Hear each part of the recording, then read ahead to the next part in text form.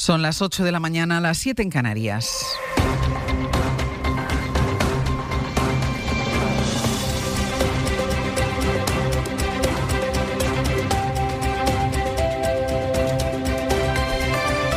En la cadena SER, Hoy por Hoy, con Ángeles Barceló. Hola, muy buenos días. Puede que parezca o que ustedes tengan la sensación de que las noticias son siempre las mismas o que se repiten, pero esto de ahora no había pasado nunca. Nunca habían procesado a un fiscal general del Estado. Ahora el Supremo deja al borde del banquillo a Álvaro García Ortiz y se dispone también a procesar a la fiscal jefa de Madrid. Llegados a este punto, y si la sala decide procesarle, solo hay una cosa que evitaría este paso inédito: que García Ortiz dimitiera, algo que él dice que no va a hacer. El Supremo propone juzgar al fiscal por revelación de secretos porque entiende que fue él quien envió a la SER el correo del novio de Ayuso en el que reconocía 2 delitos de fraude. Aquel correo desmentía un bulo porque aclaraba que no era la Fiscalía la que andaba buscando un trato con el novio de Ayuso, como quiso hacer ver la Comunidad de Madrid, sino que era al revés. Era el novio de la presidenta de Madrid quien admitía el delito. Pero el Supremo considera que el fiscal cometió esa revelación de secretos, que es un delito que puede implicar penas de cárcel. Es más, cree el alto tribunal que filtró el correo por indicación de la presidencia del gobierno, aunque el juez que ha instruido la causa no explica de quién fue esa supuesta indicación ni en qué pruebas se basa para concluir tal cosa. El caso es que el juez del Supremo, Ángel Hurtado, da el paso de enviar al fiscal al banquillo y recuerda que el fiscal borró su teléfono y su correo electrónico. En la Fiscalía, que es al cabo la institución que acusa el desgaste, aseguran que Álvaro García Ortiz no se va a marchar. El gobierno le defiende y apela a la presunción de inocencia. El PP, en cambio, cree que es una nueva señal de la degradación de esta legislatura y sostiene que no solo tendría que marcharse García Ortiz, sino también quien, según el Supremo, le dio la orden. Sastre, buenos días. Buenos días, Barcelona. Vamos a intentar centrar todos los elementos. Pedro Jiménez, buenos días. ¿Qué tal? Buenos días. Empecemos por explicar a qué conclusiones llega el juez del Supremo y sobre todo en qué se basa. Pues Ángel Hurtado considera que por indicaciones de Moncloa y para ganar el relato, el fiscal general, con ayuda de la fiscal de Madrid, puso en marcha una estrategia delictiva para desmentir el bulo que fabricó el gobierno de Ayuso de que fue la Fiscalía quien ofreció primero y frenó después un pacto para que el comisionista cerrara su causa por fraude fiscal de 351.000 euros cuando todo sucedió al revés. Ese bulo, según el juez, tenía escasa relevancia como para hacer lo que se hizo, que fue filtrar el correo con la confesión de Alberto González Amador a Moncloa para usarlo políticamente y a la SER para que lo difundiera. De la primera afirmación, Ángeles, no hay pruebas, y de la segunda el juez dice que es suficiente con el borrado de móvil y de la cuenta de correo que hizo Álvaro García Ortiz, que ya dijo que lo hacía habitualmente por razones de seguridad, y con la llamada perdida del periodista de esta casa que adelantó ese correo, que supuso, según el juez, un perjuicio en la reputación y la vulneración del derecho de defensa de González Amador. Con todo esto, Pedro, el fiscal se niega a dimitir. Álvaro García Ortiz sí está convencido de que hizo lo correcto para defender a la Fiscalía frente a ese bulo y de que ahora, aferrándose al cargo, también. Y el gobierno cierra filas con el fiscal general. El ánimo de García Ortiz ha ido cambiando durante la investigación. Su entorno explica que fue un mazazo la apertura de la causa. Incluso pensó en tirar la toalla si llegaba a este escenario. Sin embargo, la recta final, con las erráticas declaraciones de González Amador y de su abogado, las de los periodistas que han reconocido que conocían el contenido de la confesión antes de que él la recibiera, le han dado fuerza para continuar en el cargo, convencido de su inocencia. Seguimos en el abierto. Pedro, gracias. Hasta luego. La Asociación de Fiscales cree que García Ortiz tendría que marcharse, que ha perdido la apariencia de imparcialidad. En cambio, la Unión Progresista cree que el Supremo ha especulado en ese auto del que estamos hablando. El Gobierno defiende al fiscal, lo hacía el ministro de Justicia y Presidencia. Perfectamente sostenible en un Estado de Derecho, con presunción de inocencia, con un auto que es el que conocemos hoy, que no es firme, que cabe al menos reforma y apelación. Desde luego el Gobierno, entre los fiscales y los defraudadores confesos, está con los fiscales que persiguen el delito. Y el PP, lo decía Borja Semper, cree que no le queda más salida que la dimisión. Si tuviéramos un gobierno digno y si este gobierno estuviera a la altura democrática de lo que el momento requiere, hoy mismo, ya a estas horas, estaría pidiéndole al fiscal general del Estado que se echara a un lado. Guillermo Lerma, buenos días. ¿Qué tal? Buenos días. Tanto el Gobierno como sus socios respaldan a Álvaro García Ortiz. al que consideran un servidor público ejemplar que ha tenido una actuación profesional impecable. El gobierno considera que Álvaro García Ortiz no cometió ningún delito. Es más, están convencidos de que está pagando las consecuencias de perseguirlo, y por eso la idea que reiteran tanto en el PSOE como en Sumar es que para defender a la institución, en este caso hay que defender también la continuidad del fiscal. El Ejecutivo pone en cuestión abiertamente el auto del juez, al que ayer en redes sociales el ministro Óscar Puente acusó de ejercer la oposición real al gobierno. Creen que no hay ninguna prueba en toda la instrucción que justifique la decisión adoptada. Otros partidos como Izquierda Unida o Podemos hablan de lawfare y de una operación para derribar a la coalición. En la Moncloa no piensan pedir la dimisión del fiscal, ni ahora ni cuando el auto sea firme. En el Ejecutivo esperan que en la fase de juicio oral se constate su inocencia. Guille, hasta luego. Hasta luego. Vamos por semanas. Esta semana va a ser la del procesamiento del fiscal general del Estado. La semana pasada fue la de los audios de Leire Díez y su esperpéntica comparecencia ante los medios. La anterior, la semana de la amnistía. ¿Quién lo recuerda? Supimos entonces que la ponencia del Constitucional avala la ley de amnistía. Y hoy ese texto, esa ponencia va a llegar al Pleno del Tribunal. Su ponente, que es la vicepresidenta del TC, Inmaculada Montalbán, va a defender por qué cree que la amnistía sí encaja en la Constitución. Los magistrados debatirán sobre ello a final de mes. Y en cuanto a los audios, los últimos que hemos conocido no son de Leire Díez, sino los que Leire Díez llevó al PSOE en un pendrive la semana pasada y que el PSOE acabó llevando a la Fiscalía. Son audios que grabó el excomisario Villarejo de sus conversaciones con Dolores de Cospedal cuando ella era ministra de Defensa y secretaria general del partido en el gobierno del PP. Ayer escuchamos cómo Cospedal dijo del fiscal Grinda: hay que matarlo. Esta mañana podemos escuchar otro fragmento de las conversaciones entre Villarejo y Cospedal que figuran en ese pendrive y en el que Villarejo relata, esto es del año 2013, las maniobras de quien era director de la policía, de Ignacio Cosidó, para torpedear la investigación de la Gürtel. Es una información de Miguel Ángel Campos. Villarejo se queja ante Cospedal de los ataques del director de la policía, Ignacio Cosidó, pide a la ministra y secretaria general del PP que no siga por ahí porque sabe cómo Cosidó ha perseguido al investigador principal de la Gürtel, el inspector Manuel Morocho, o cómo ha vigilado a los implicados. Cospedal promete una llamada para calmar los ánimos. Lo alucinante es que yo no sé a qué juega Cosidó, Cosidó quiere o destruir el PP o destruir el Ministerio del Interior. Él sabe que yo sé algunas de las instrucciones que ha dado, de seguir al Morocho y a los de la Gürtel y a no sé qué y no sé cuánto, por asuntos internos, cosas que no se puede hacer en la vida. Y lo que quiero... Y no hay manera de... Porque yo sé que están haciendo ahora mismo una llamada, Villarejo recuerda a Cospedal que tiene línea directa con el asturiano, que es Mariano Rajoy, que siempre ha trabajado a favor del PP, y Cospedal se muestra comprensiva.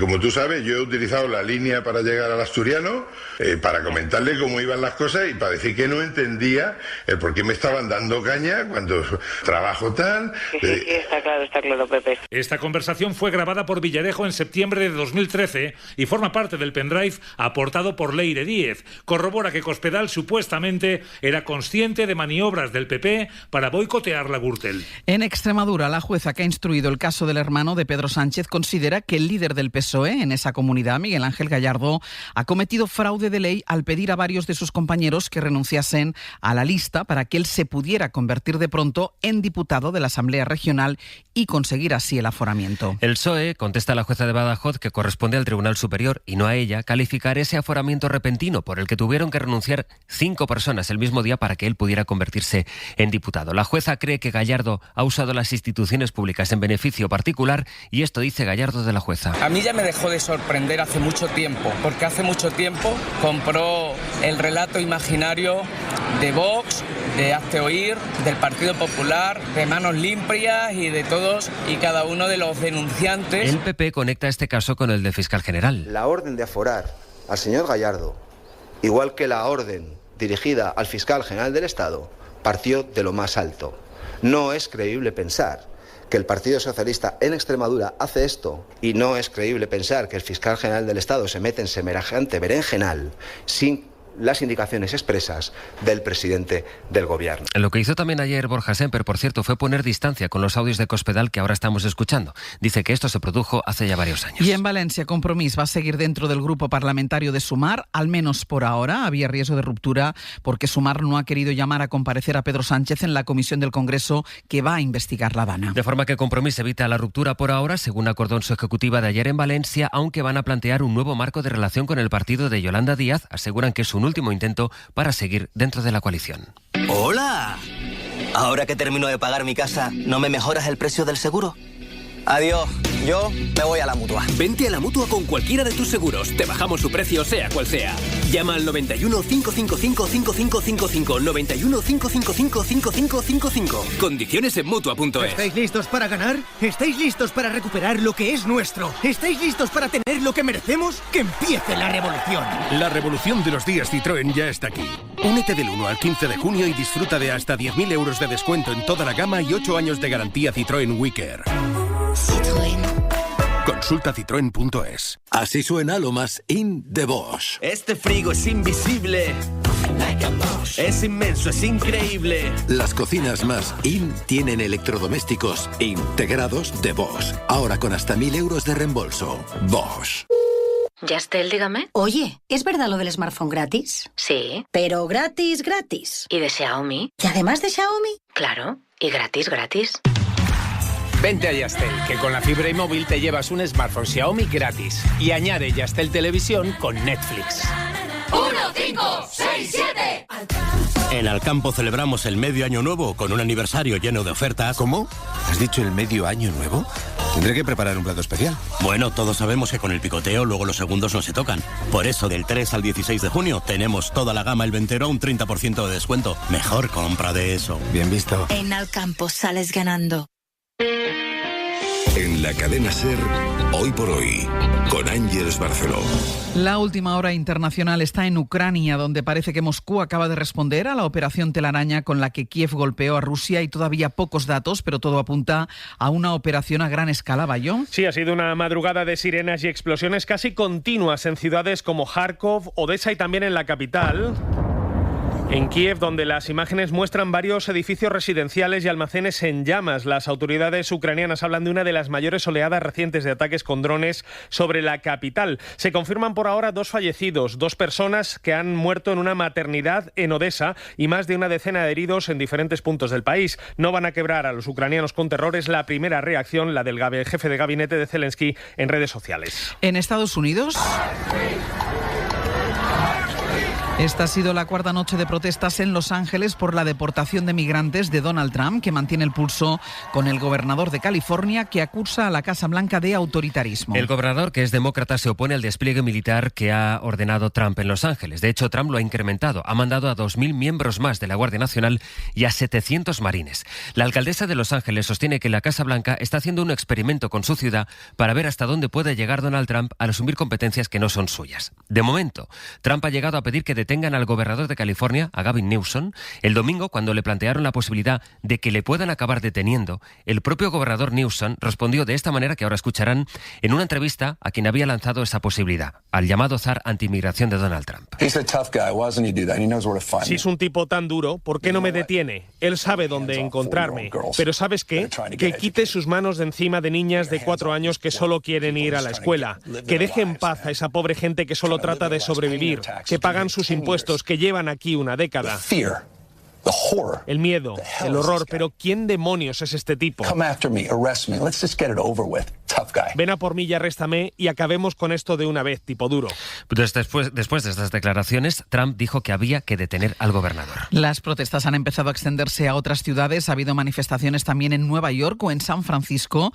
Y así es como Estados Unidos asiste a un conflicto que se extiende y con el que Trump quiere pasar página de su sonado enfrentamiento con Elon Musk. Corresponsal Sara Canals, buenos días. Buenos días. Donald Trump empezó calificándole de incompetente, Gavin Newsom de imprudente e inmoral.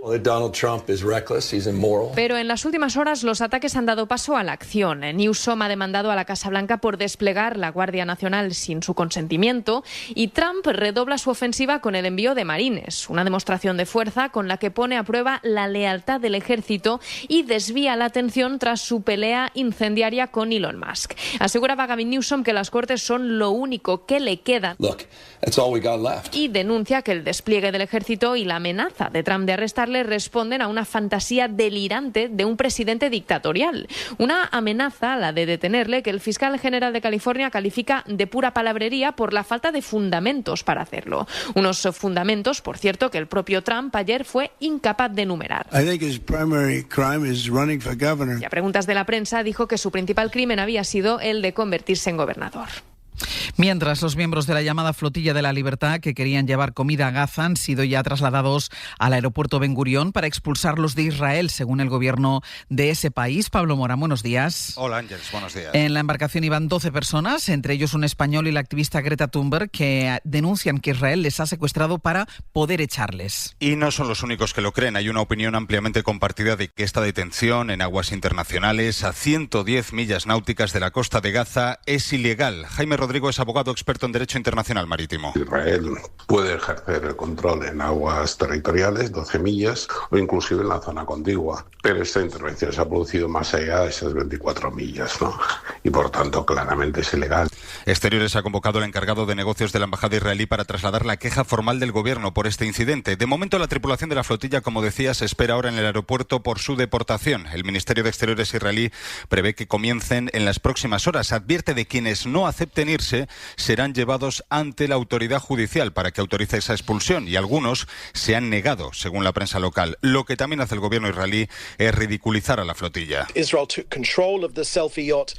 refiriéndose al barco como el yate selfie, o acusando a una de sus integrantes, a la activista sueca Greta Thunberg, de querer alimentar su ego en lugar de a los gazatíes. Pablo, gracias. A ti, hasta luego. Lo que quieras ser, serás. Serás fiscal. Serás abogada del Estado, serás letrado de la Administración de Justicia o serás jueza, porque con las becas SERE queremos garantizar la igualdad de oportunidades, para que puedas preparar estas oposiciones sin importar quién seas ni de dónde vengas. Entra en becasere.es y solicita tu beca de 12.000 euros antes del 23 de junio. Becas SERE. Lo que quieras ser, serás. Ministerio de la Presidencia, Justicia y Relaciones con las Cortes. Gobierno de España. Si hay Don Simón, nos quedamos. Tinto de verano, Don Simón. Bébete el verano, qué calor. Tinto de verano, Don Simón. Qué refrescante, qué sabor. Es tu momento, Don Simón. Frescos, muy, muy frescos, a precios bajos. ¡Arriba! No, abajo. ¡Precios bajos! Ahorra con la banana A solo 0,99 el kilo, un 33% menos. Aldi. ¡Qué poco cuesta comprar bien! Hola, amigas. Hoy vamos a cocinar el auténtico pisto manchego. Abuela, ¿con quién hablas? Con 93 personas y subiendo, cariño. Es muy de Mari Carmen reinventarse a cualquier edad. Es muy de BBVA renovarse por completo, incorporando inteligencia artificial para seguir teniendo la mejor app. Todas las novedades en bbva.es. ¿Avanzamos? Hoy por hoy, Ángeles Barceló. Ayer les contamos a esta hora cómo funcionan las empresas que venden trabajos de fin de carrera a los alumnos que quieren comprarlos. Las universidades han aumentado los mecanismos de control para detectar los trabajos que hayan sido comprados. Hemos hablado con varios estudiantes que describen cómo se ha normalizado este tipo de prácticas. Laura Gutiérrez. Sí, los estudiantes están preocupados por la normalización de esas prácticas. Partiendo de la base de que es algo deshonesto y que es algo que no se debería hacer y que no tiene ningún tipo de cabida, es algo que está solamente al alcance de unos pocos. Por tanto, ahí también se está viendo y se está agravando una desigualdad. Es Íñigo Ujedo, del Consejo de Estudiantes del País Vasco, que asegura que el propio código ético de su universidad les pide honestidad y esfuerzo. Desde el Consejo de Estudiantes de Cataluña están convencidos de que estos negocios son solo un paso más en la mercantilización de la universidad dentro de un sistema desfasado. Estas empresas al final son un síntoma, ¿no?, de la mercantilización que existe en nuestro sistema universitario. Hace años que existe este sistema y ya está demostrando signos de fatiga. Los estudiantes creen que hace falta una reforma profunda para acabar con estas prácticas y poner en valor el aprendizaje, no solo el hecho de conseguir un título en papel. En Colombia, los investigadores del atentado que sufrió el precandidato de la derecha creen que puede estar detrás un grupo de narcotraficantes. El presidente Gustavo Petro denuncia fallos en el esquema de seguridad. La víctima, Miguel Uribe, sigue en estado de máxima gravedad por 2 disparos en la cabeza. Desde Radio Caracol, Edi Mosquera. La línea de investigación se ha concentrado en 4 aspectos. El primero, el director de la policía, el general Carlos Fernando Triana, confirmó que el arma utilizada en el atentado fue una Glock 9 milímetros comprada legalmente en los Estados Unidos. Segundo, el esquema de protección del precandidato era de 7 escoltas, pero el sábado solo había 3 porque no se había coordinado aparentemente el punto del evento donde resultó ocurriendo este atentado. Tercero, aunque el principal sospechoso fue detenido en flagrancia, es menor de edad, lo que implica que no iría a prisión, sino que recibiría una sanción de hasta 8 años. Y el cuarto punto es que el presidente Gustavo Petro reconoció que los que habrían planeado el ataque tienen infiltradas a varias autoridades. Aquí en España el gobierno va a llevar hoy a los partidos en el Congreso la propuesta con sus requisitos para que se tramite la iniciativa que pide regularizar a cientos de miles de personas migrantes. Lo que propone el gobierno, el Ministerio de Migraciones, es dar prioridad a los niños. Y en 10 minutos el abierto. Hoy con Eduardo Madina, Berna González Harbour e Ignacio Escolar. 8:20 de la mañana, 7:20 en Canarias.